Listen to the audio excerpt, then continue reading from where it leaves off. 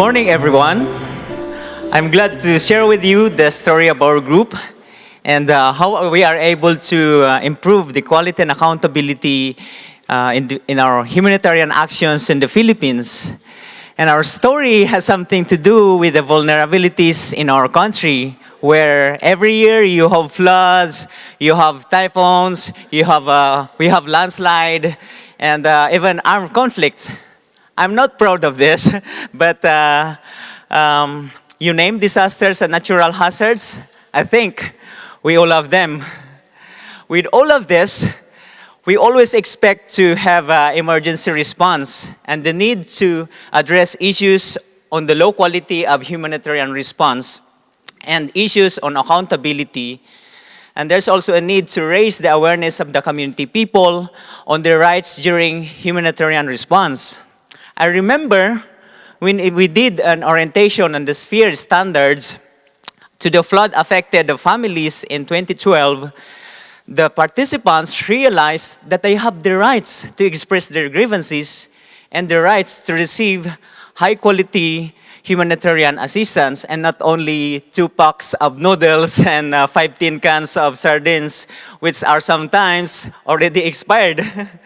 In fact, one of the participants asked us, why only now? And why only during emergency response that you promote these sphere standards? By the way, these sphere standards are the internationally and widely used standards and principles to ensure that the desired conditions in any humanitarian response are achieved so that the disaster-affected populations survive and recover in stable conditions and with dignity.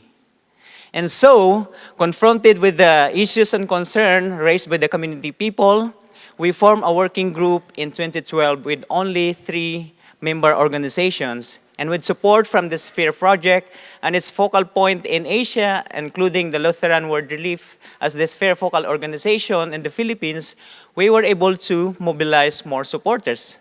In 2013, there are 10 more organizations that joined our alliance called the Alliance of Sphere Advocates in the Philippines, or ASAP. Sometimes we called our group as soon as possible, but not that fast.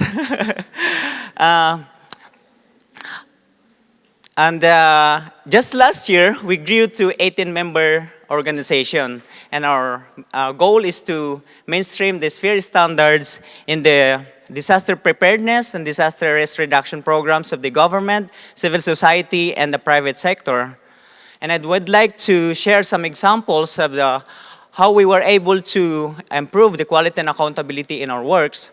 Before, as you can see in the photos there, the disaster-affected families were not provided with protective gears. But because of the continuous education on the sphere standards and the pressure among the ASAP members to practice the protection principles, now, as you also can see in the photos, they are on full protective gears.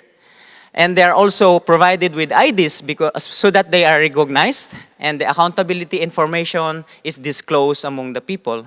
And this gives them dignity because and also empowers them because they were able to contribute to the recovery of their community and their well-being of their family as well. Another example is on the shelter program.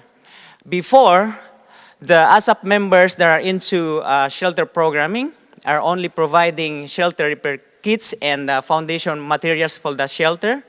But because of the support from other ASAP members, they were able to build more livable houses based on the sphere standards.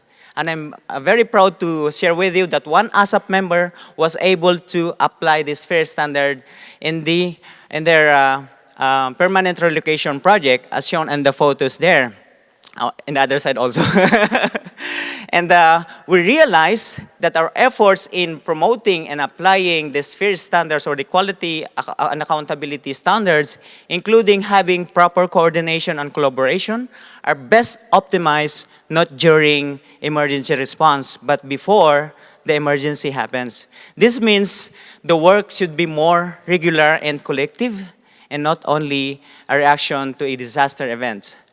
Before I end, I'd like you to know that I'm giving away fabulous gifts.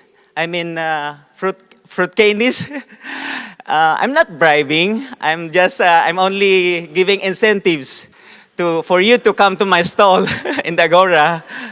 Not for competition, but for collaboration. Thank you. Maraming salamat.